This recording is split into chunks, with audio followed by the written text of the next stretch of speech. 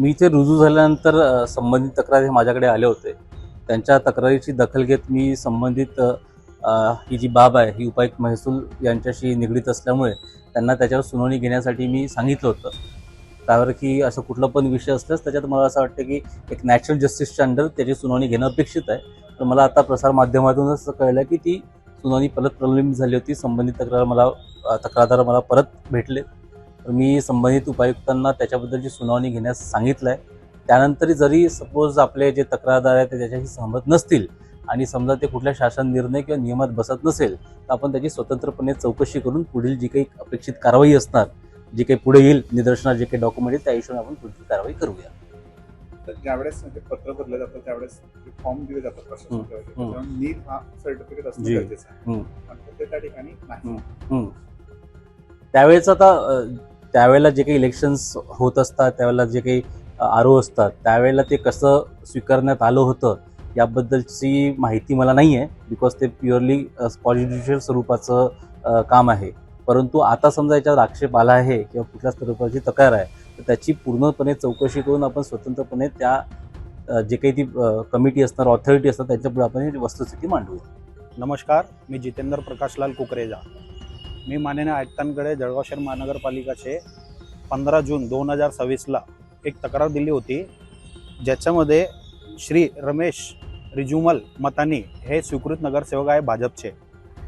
यांच्याकडे सेंट्रल फुले मार्केटचे ऑलरेडी दुकानची थकबाकी असताना त्यांना नो ड्यूज दिले गेलेला आहे, थकबाकी न असल्याचा दाखला. तो दाखला आहे हा, थकबाकी न असल्याचा दाखला. 18/3/2026ला नोडल अधिकारी धनश्री शिंदे मॅडमना यांना नो ड्यूज दिलेला आहे.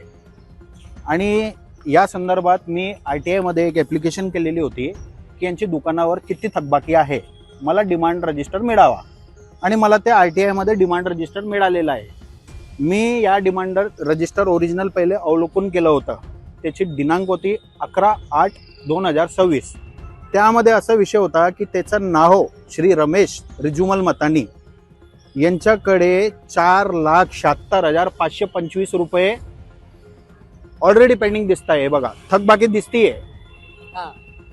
मग मी मागणी केली की मला हा कॉपी, मला RTI मध्ये माझा अर्ज केलेला आहे द्या. त्यांनी मला दुसऱ्या दिवशी म्हणजे दिनांक 12/8/2026ला हा मला कॉपी भेटलेली आहे. यामध्ये सरसकट त्यांच्या नावासमोर मागणी रजिस्टरला यांनी हा नोंद घेतलेली आहे. हा नोंद कशा आधारे घेतलेली आहे, कोणी यांना आदेश दिला की हा नोंद टाका, माझ्या अवलोकनानंतर ती नोंद टाकली गेलेली आहे. इथे कोणाची सिग्नेचर नाही आहे, शासनाची स्थगिती आहे. शासनाची स्थगिती वाढीव 8%ला आहे, पण तो आजही त्यांचे डिमांड रजिस्टरला 4,76,525 रुपये बाकी आहे.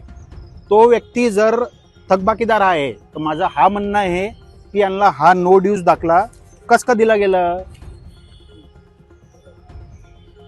तो थकबाकीदार आहे, हा नो ड्यूज दाखला त्याला कस का दिला गेला याची तक्रार मी माननीय आयुक्त साहेबांकडे पण केलेली आहे. काल पण गेलो मी आयुक्त साहेबांकडे की हा विषयचं सविस्तर माहिती घेऊन मला नेक उत्तर द्यावा.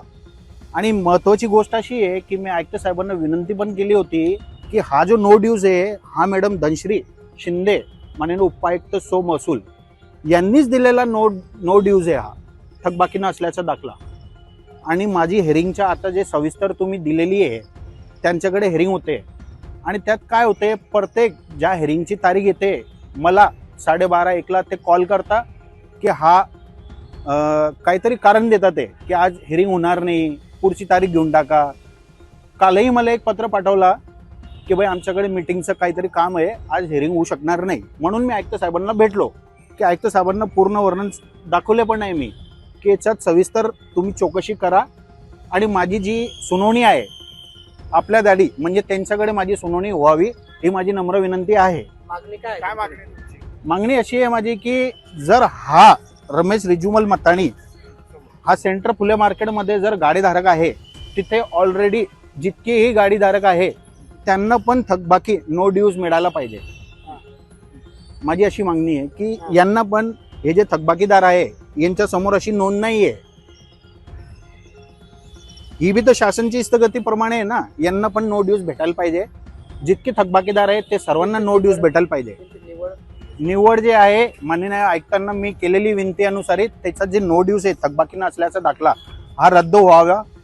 हा रद्द झाल्याने त्याची निवड जी केलेली आहे बेकायदेशीर निवड आहे ती रद्द व्हावी ही माझी मागणी आहे.